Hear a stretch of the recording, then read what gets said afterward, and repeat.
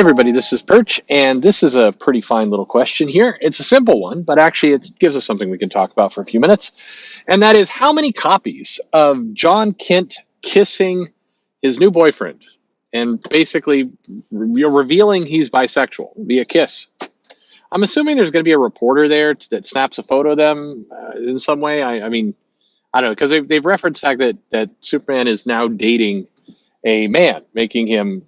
But I mean, is Superman gonna, like? What issue does Superman like do the interview where he's like, "Well, I still also like women because I don't know about you guys, but if you have you seen Yara Flor? That ass that's got it going on. So I'm not closing the door on that one. So we're going with bisexual. Is that going to be Superman, son of Kal-El or John Kent, the boy who it's Superboy? Is that going to be issue 7 where that happened? Anyway, the question is, how many copies is this going to sell? Because right now, there's this weird kind of back and forth. So basically, the press release comes out. Tom Taylor goes on CNN. John Kent, bisexual. People at DC, I have to hope, although I've talked to a lot of people lately who were very surprised that there was a segment of the fans who didn't like this move. And it's like, really? Because when you aged up John Kent, remember that? And then everybody was pissed.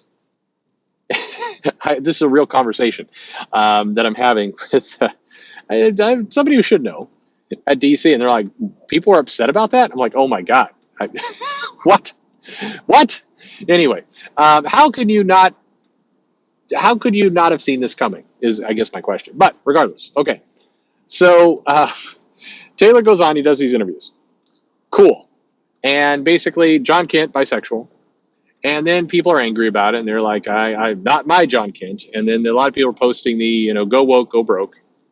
And then, Tom Taylor posts, and a number of people post the record numbers of orders coming in for my comic. Fuck you. He didn't say that last part, but that was what he meant. None of that is surprising. None of this. I have to kind of turn, like, there's a bunch of people who are like, oh, Taylor's lying about this. No, he's not. I'm sure the orders are high. I am sure that they are rushing to put some of the previous comics into reprints. They're not going to do too big a reprint order for issue 2 and 3. There'll be some, but there are still some on the shelf. DC's estimates had pegged issue 2 and 3 around low 40s or mid 40s, in that range.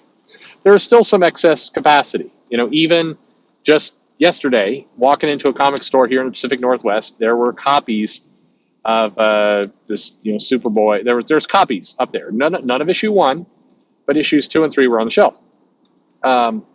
And okay, so, but it's not surprising. And in much the same way that I think that it's ridiculous that people at DC were unaware that there might be a negative reaction to this about a character that's been getting a constant negative reaction for the last 2 years thanks to Bendis aging him up. I have the same thought to the people who believes Taylor's lying, or they were expecting the go broke part of the woke part. Of course it's going to sell well. If the comic is, and of course they're doing reprints. Of course, when you have a Superman gay headline, and you get the writer who's on CNN, and you get a bunch of articles on New York Times and other things, people are going to call into the store and go, I want that gay Superman issue. It's going to be worth money someday because gay Superman. And then depending on how drunk the customer is, they might say, so how gay is it going to get in this comic? And then that can create a hilarious conversation with the store owner. But my point here is that people are going to buy that issue. Absolutely. It's going to do really well. And then most likely it will start to fail. Sorry, not fail, but fall. The bellwether for this book is probably low 40s, maybe high 30s. If they start to play around with the artist and put in a lesser artist on the book, the title may go lower. Just like it did for Miss Marvel, just like it did for Captain Marvel, just like it did for all the books that I've done the sales videos for. It will drop. I think the bellwether for Superboy Right now in 2021 or 2022, it's low 40s. That's where it's going to be. When we get the Superman comes out, that's going to sell, I don't know, what do we, 175,000 copies? Could be somewhere around there, maybe more. Who knows?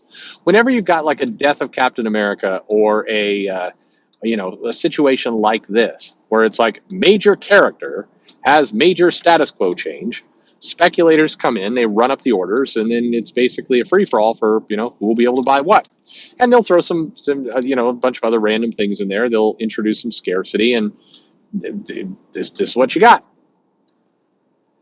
for DC. But unfortunately, all of this will lead to all the wrong conclusions. Because the proper thing that DC should be thinking about, and I hope someone there is, hey, how do we get a Superboy book to not have a 40,000 copy kind of mean average? How do we get it up to 80,000? Not spike one issue up, but month after month get it selling 80,000 copies. I don't believe anybody at DC believes that this coming out issue with Superboy, it's got unprecedented demand, according to Taylor. I don't think anybody believes that the unprecedented demand is going to hold for any more comics. There may be speculators at one point used to say, sign me up for like 6 issues. The first issue, but then sign me up for basically a 6-issue run from whatever this pivotal moment is. People don't really do that anymore. They sign up just for the comic and they take their chances. They can come back in and get the next one if they need to. Most don't. So my guess is that Superman, what is issue 5? I think is the coming out issue, right? Or is it issue 6? Regardless, by issue 8, sales are going to be back down around, I don't know, close to 40, maybe still in the 50s. By issue 10, it's going to be in the 40s again. That's where it's going to be. It's not going to go to 0. So if it's go woke, go broke to 0, no, it's not going to go to 0. It's kind of going to be where it's going to be, which is, as we've seen for Superboy, low 40s. That's where it's going to be. Unfortunately, the lesson that the publisher takes from all this is this. Hey, if we want to make a ton of money on a comic, then what we should do is spike it with a sensational kind of storyline event, like somebody comes out, somebody gets killed, somebody gets brought back to life. Used to just be somebody gets killed, somebody gets brought back to life. Now it's somebody gets killed, somebody gets brought back to life. Somebody surprising is under the mask. It's no longer Daredevil, it's Elektra. It's no longer T'Challa, it's Shuri. Or somebody's gay. Those are the event kind of things. They roll out some coverage in USA Today and other places. They get a comic that spikes up over 100,000 copies. They call it a success. The comic then proceeds to dwindle back down to where it normally was at. Some editor goes, boy, it'd sure be nice if we could get 100,000 plus comics again. What should we do? And everybody sits around going, I don't know. What's a big event we can do? I'm not sure. Can he come out again? It's like, no, only already came out.